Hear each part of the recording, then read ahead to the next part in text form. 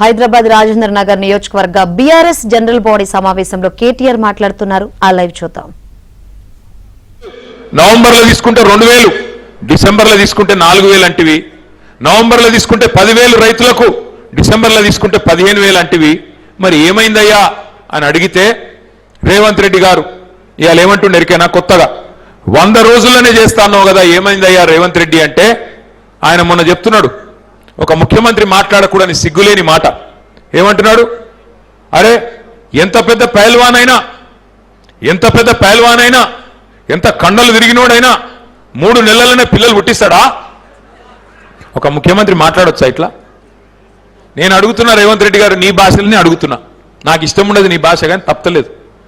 3 నెలల పిల్లలు ఉంటారు మా రాజేంద్ర నగర్లో, మా అందరికి తెలివి ఉన్నది, మాకు ఎరికే, మాకు కూడా పిల్లలు ఉన్నారు, మాకు కూడా లగ్గమైంది, మాకు కూడా తెలుసు. 3 నెలల్లో ఉంటారు కరెక్టే, కానీ 30 నెలల్లో పుట్టకపోతే ఏమనాలి భయ్ నిన్ను? 30 నెలలు అయింది కదా, మరి 3 నెలలని ఫేకు మనది ఎవరు నిన్ను? ఆ సలీం ఫేకు కంటే ఎక్కువ ఫేకినావు నువ్వే. ఓ ऐसा कर देंगे, वैसा कर देंगे, ये भी करेंगे, वो भी करेंगे, हमको सब समझ है. क्या हुआ फिर? क्या हुआ? कहां गए? क्या हुआ? कांग्रेस की हुकूमत की क्या प्रॉब्लम है आज? कुछ भी पूछो आप, గట్టిగా అడిగినావు అనుకో, అత్తకు 4000, అది అత్తకు 4000 పెన్షన్, కోడలకు 2500. మరి ఏమాయి రబ్బాయి 2500 అంటే గట్టిగా అడిగినావు అనుకో, నీ లాగుల తొండలు ఇడిచి పెడతా.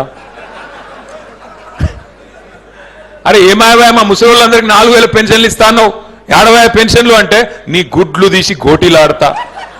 అరే మరి రాజేంద్ర నగర్ ఎయిర్పోర్ట్ ఎందుకు, మెట్రో ఎందుకు రద్దు చేసినావు రాబాయి గదనే చెప్పు అంటే నీ పేగులు తీసుకొని మెడలేసుకుంటా. ఇదేం భాషరా నాయనా, నాకు తెలియక అడుగుతా.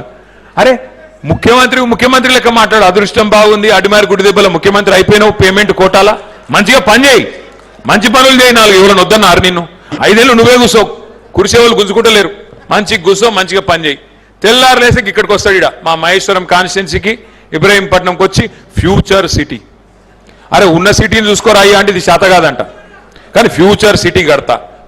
ఫ్యూచర్ సిటీ లేదు, మను లేదు, ఆయన కావాల్సిందల్లా ఒకటే, ఆడ చుట్టుపక్కలంతా దొంగల పేర్ల మీద భూములు కొన్నాడు. ఆ భూములు ఉన్నాయా లేకపోతే ఇంకెవడన్నా వచ్చి కబ్జా పెట్టినా చూసుకొని పోనీక 4 రోజులకు ఒకసారి వస్తాడు, వచ్చి మళ్ళీ పోజులు కొట్టి పోయేది. చేసింది అయితే ఏమీ లేదు. నేను మిమ్మల్ని అందరినీ కోరేది ఒకటే, ఒక్క మాట అడుగుతున్నా రాజేంద్ర నగర్లో,